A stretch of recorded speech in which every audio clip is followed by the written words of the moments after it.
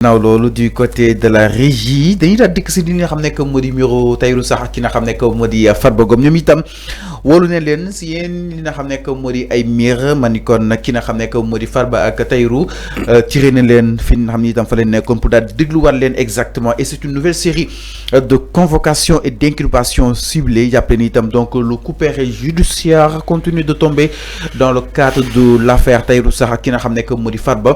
Le juge du premier cabinet financier nak moo daal di joxe benn coup d'accélérateur si benn dossier boo xam ni itam ñu koy daal di xaaree ni si kanam yoon ak wàllu yoonal donc nag ki nga xam ne moo di Farba Ngom mu nekk figure politique boo xam ni itam xam nañ ko convoqué waat nañ ko ni ki tey jii ba 10 heures daal di jotee ki nga xam ni tey jii itam moo di Tahirou Sarr aussi convoqué nañ ko à la même heure.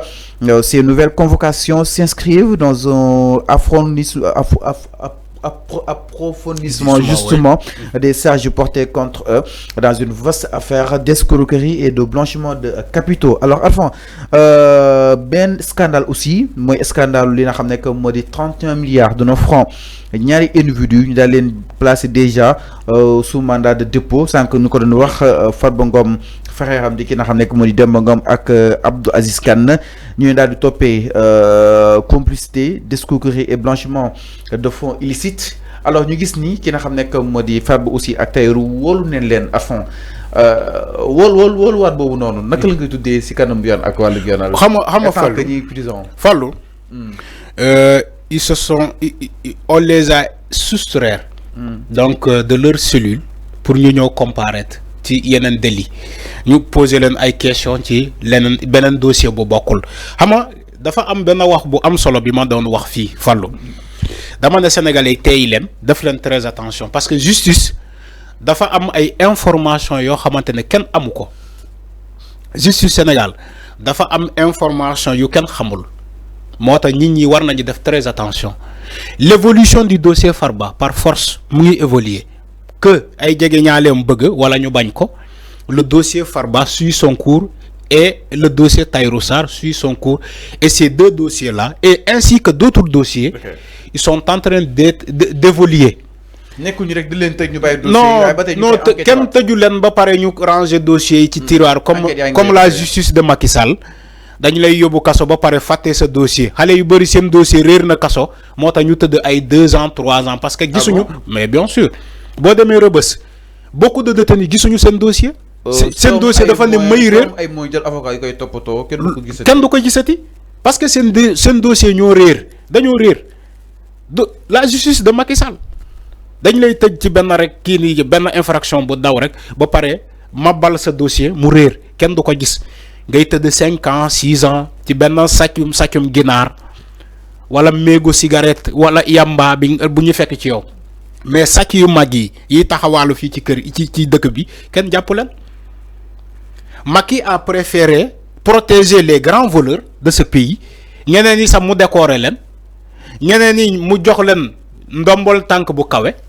Cheikh Omar Anne il a été épinglé en tant que directeur dans la gestion du COUD ba OFNAC ne ko mu jox ko instruction parce que le rapport de OFNAC dafa amoon ay instruction dafa ne Macky Sall Cheikh Omar Anne mi wàccee leen ko te fexe ba kenn du ko dénkati dara parce que ab sàcc la Macky Sall lan la def Cheikh Omar Anne daf ko nommé ministre de l'enseignement supérieur dafa jël Cheikh Omar Anne bi boo xamante dañ ko épinglé ci rapport Macky Sall sàcc bi te rapport moo ko wax mu jox ko ministre poste ministère donc loolu mooy protéger les grands voleurs ngeen dem ci mbedd bi sàcc ay sàcc yu ndaw yoo xamante ne dafa sàcc ginaaru ñu jàpp ko yóbbu ko Rebeuss wala dañoo fekk ci poosom benn méego yàmba ñu yóbbu ko Rebeuss ba pare fàttee ko fa loolu la ñu ne il faut que mu changer on doit déplorer ces choses là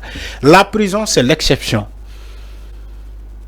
yoon loolu la wax la prison doit être une exception pour les concitoyens mais aussi la prison de tous et la liberté pour tous boo gisee ma wax loolu prison c'est pas pour les pauvres nekkul baadoolo yi ñoo am droit dem prison milliardaires yi waruñu dem prison je crois que le président de la République a répondu favorablement à cette question keroog ba muy danoo ak presse bi Maïmouna Ndour Faye posé ko question ba Alors, il a répondu à sa question.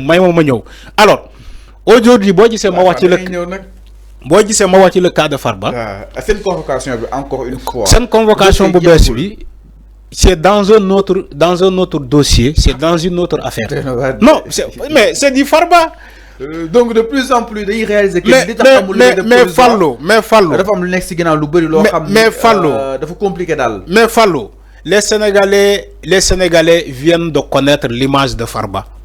Auparavant xamuñu kan moy Farba, député maire des Agnam bu ñuy gis ci Assemblée nationale avec une arrogance bay menacer ay nit wala selon les informations internes bi nekkoon ci comment dire Benno Bokk Yaakaar, ils menaçaient même des ministres de les destituer de leur poste de ministre.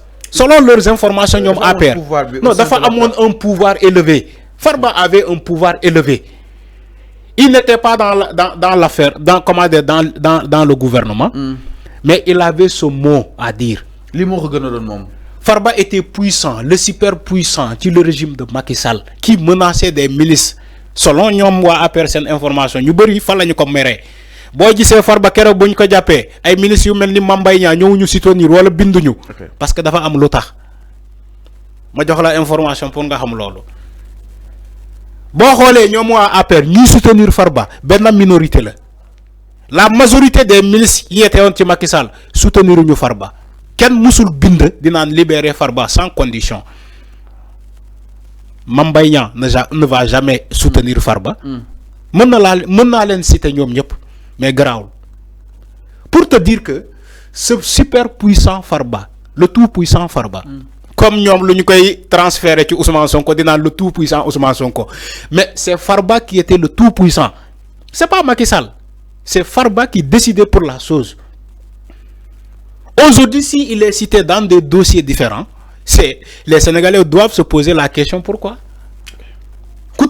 Non, terrain bima koy jaay dama wo Farba. Même le fils du président de la République pour mu jaay terrain, donc il va falloir mu wo Farba. Farba joxe son accord d'abord.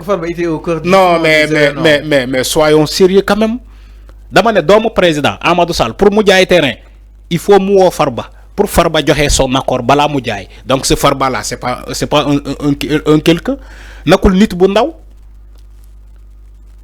C'est un tout puissant qui le régime de Macky Sall Farba. Il sera cité partout. Dossier jeexagul. Là où Farba sera cité jeexagul. D'où le Conseil constitutionnel néné ci la convention des lois internationales qui les affaires là crime, menace de torture, traitement inhumain. Du Conseil constitutionnel désormais mën nañu ko top. Mais buñu oublier ces dossiers là. Mais dañ doon tuumal Farba ni que dafa bokk ci ñu doon recruter nervi. Te nervi ñoo doon semer la pagaille dans ce pays, les actes de barbarie. Nervi ñoo ko doon def.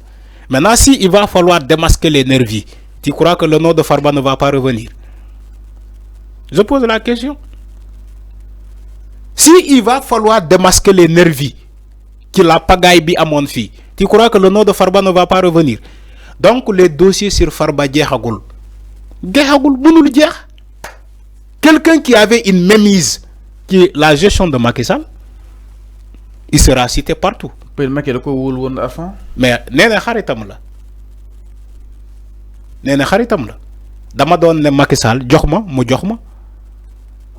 Farba moo def vidéo ci émission mu ne Thierno Alassane Sall yow da nga doon woote république des valeurs nee na yow ay valeur nga am. Farba moo ko wax vidéo bi mu ngi YouTube. Farba moo ne Thierno Alassane Sall nee na yow da ngay woote njub yow da ngaa jub yow maa ki yow ba ñu àndee ci oto bi xam naa fu ñu dem ñu joxuñu man dañ ma waaye journaliste bi laaj ko Aïssatou Diop Fall je crois suba juumul Aïssatou Diop Fall ne ko yow kon da ngaa jël Farba ne ko waaw man jël naa mais moom Thierno jël na Thierno Alassane Sall jël na Farba moo ko wax.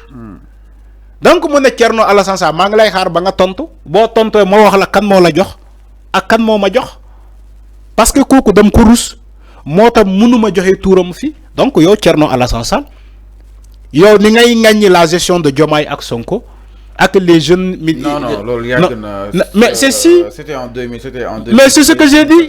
Il n'est pas clean. Thierno n'est pas clean. C'est ce que j'ai dit. Même vous faites que vidéo Biyagana, c'est dans la gestion de Thierno Alassane Sall quand il était ministre de l'énergie. Donc, nous ni bahuñu, yo ya bah. Alors que yo Farba taxaw ay accusation mais c'est ce que j'ai dit. Mais Thierno lu muy def du la accusation du accusation. Thierno dafa am lu mu yor. Mom lu muy def du accusation. Non, dafa des accusations. Mais c'est ce que j'ai dit, accusation sur contre-accusation. Alors, mais Fallo, toi aussi. Thierno, il les accuse, il accuse le pouvoir actuel. Mom Farba taxaw accuser ko ni ko mom jël na. Alors leer na mi non par rapport ak miru ki nga xamné que modi Farba Ngom donc nak tay ji ba 10h dal di joté wolu nen ki nga xamné que modi Tahirou Sarr ak Farba dal leen wara mëna déglu wat ci kanamu yaan ak walu yonal tout lépp dal di jëm ci dossier bi nga xamni itam ñël na leen ñu dañu itam ci leneen du côté de la